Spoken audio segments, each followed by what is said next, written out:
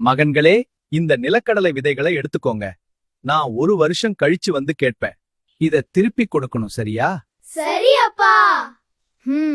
இதை இப்படியே வச்சிருந்தா கெட்டு போயிடும்.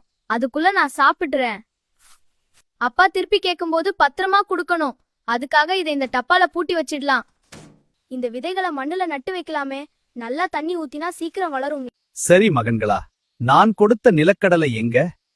அப்பா, நான் என்ன நினைச்சேனா, இத வச்சா கெட்டு போயிடணும். அதுக்குள்ள எல்லாத்தையும் சாப்பிட்டுட்டேன். சரி, நீ என்ன பண்ணின?